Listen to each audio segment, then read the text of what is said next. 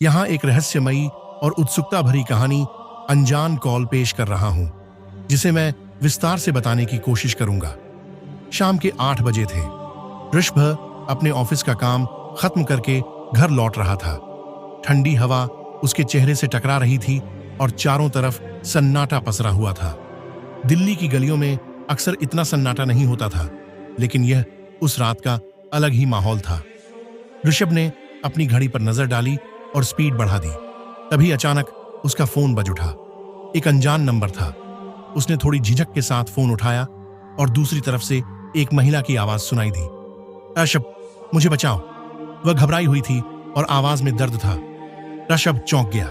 यह आवाज उसे जानी पहचानी सी लग रही थी, पर वह समझ नहीं पाया कि यह कौन हो सकती है। कौन बोल रहा है? ऋषभ ने घबराकर पूछा। मैं समय कम है, मुझे बचाओ, कहकर कॉल कट गई।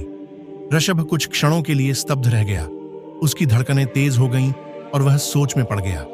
वह किसी भी महिला को नहीं जानता था जो ऐसी हालत में हो, पर आवाज अजीब तरह से उसे जानी पहचानी लगी थी।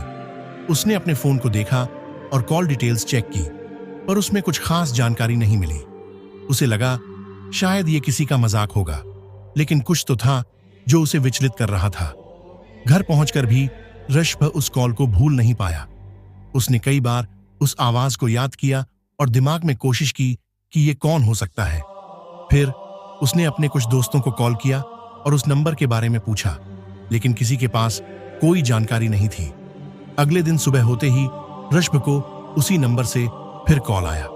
इस बार उसने जल्दी से फोन उठाया और कहा, तुम कौन हो? तुम्हें क्या चाहिए? दूसरी तरफ से वही महिला की आवाज थी। ऋषभ, मैं तुम्हारी मदद चाहती हूं, मेरे पास समय बहुत कम है। इस बार आवाज में बहुत गहरा दर्द और घबराहट थी। मगर तुम हो कौन? ऋषभ ने लगभग चीखते हुए पूछा। अगर मैं जीवित बची तो खुद बता दूंगी, लेकिन अभी तुम बस मेरे बताए गए पते पर आओ। और उसने एक पता बताया। कहकर कॉल फिर से कट गई। ऋषभ के मन में बहुत से सवाल थे, लेकिन जिज्ञासा उसे वहां जाने के लिए मजबूर कर रही थी। आखिरकार उसने निश्चय किया कि वह उस पते पर जाएगा और सच का पता लगाएगा। ऋषभ बताए गए पते पर पहुंचा। वह एक पुराना और जर्जर सा मकान था, जो आसपास के मकानों से बिल्कुल अलग लग रहा था। मकान में अंधेरा था और चारों तरफ घास उगी हुई थी, जैसे सालों से यहां कोई नहीं आया हो। ऋषभ ने झिझकते हुए कदम आगे बढ़ाए और दरवाजा खटखटाया, पर कोई जवाब नहीं मिला। थोड़ी देर इंतजार करने के बाद उसने दरवाजा खोला और अंदर गया। अंदर एक अजीब सी गंध थी और चारों ओर धूल जमा थी। ऋषभ ने अपने फोन की टॉर्च जलाई और धीरे धीरे अंदर की ओर बढ़ा। तभी उसे एक दीवार पर खून के छींटे दिखे और अचानक उसे किसी के सिसकने की आवाज सुनाई दी। उसकी धड़कनें तेज हो गईं, लेकिन उसने खुद को संभाला और आवाज की दिशा में बढ़ा। आगे जाकर उसने देखा कि एक लड़की कमरे के कोने में बंधी हुई थी। उसके चेहरे पर चोटों के निशान थे और वह बहुत ही डरी हुई लग रही थी। ऋषभ ने जल्दी से उसकी रस्सियां खोली और पूछा, तुम कौन हो?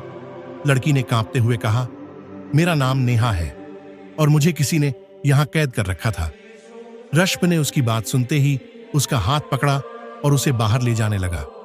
पर तभी पीछे से एक आवाज आई, तुम दोनों यहां से जिंदा नहीं जा सकते। ऋषभ और नेहा ने पीछे मुड़कर देखा कि एक आदमी वहां खड़ा था, जिसके चेहरे पर एक अजीब सी मुस्कान थी। उसकी आंखों में गुस्सा और पागलपन का मिश्रण था। वह धीरे धीरे उनकी ओर बढ़ने लगा। ऋषभ ने नेहा को पीछे किया और उस आदमी से पूछा, तुम्हारा इस सब में क्या मतलब है? वह आदमी हंसने लगा। इस घर में जिसने भी कदम रखा है वह यहां से जिंदा नहीं जा पाया और तुम दोनों भी नहीं जा पाओगे। ऋषभ ने लड़ने का मन बना लिया, पर उस आदमी के हाथ में एक धारदार चाकू था। वह तेजी से ऋषभ की ओर बढ़ा और हमला करने की कोशिश की। ऋषभ ने किसी तरह चकमा देकर नेहा का हाथ पकड़ा और भागने लगा। ऋषभ और नेहा तेजी से घर से बाहर निकले और गाड़ी की ओर भागे। वह आदमी उनके पीछे पीछे भाग रहा था। ऋषभ ने नेहा को गाड़ी में बैठाया और गाड़ी चालू कर दी। जैसे ही गाड़ी ने स्पीड पकड़ी, वह आदमी पीछे छूट गया। कुछ दूर जाने के बाद नेहा ने ऋषभ को रोका और कहा, मुझे नहीं पता कि मैं तुम्हारा कैसे धन्यवाद करूं। उसकी आंखों में आंसू थे। ऋषभ ने उससे कहा, पहले बताओ कि आखिर ये सब क्या था, वह आदमी कौन था और तुम्हें क्यों कैद किया था। नेहा ने धीरे से कहा, वह एक पागल इंसान है, मुझे कई महीनों से डरा धमका कर रख रहा था। जब मुझे लगा कि अब कोई उम्मीद नहीं बची, तब मैंने आखिरी बार मदद के लिए तुम्हें फोन किया। ऋषभ ने उसे तसल्ली दी और वादा किया कि वह उसे इस संकट से बाहर निकालकर पुलिस तक पहुंचाएगा। ऋषभ ने नेहा को उसके घर छोड़ दिया और पुलिस को सूचना दे दी। पुलिस ने उस आदमी को ढूंढकर गिरफ्तार कर लिया। बाद में पता चला कि वह आदमी मानसिक रूप से अस्थिर था और नेहा की पुरानी जान पहचान का था। उसने अपनी पागलपन में उसे कैद कर लिया था और किसी को उसके बारे में बताने से मना कर दिया था।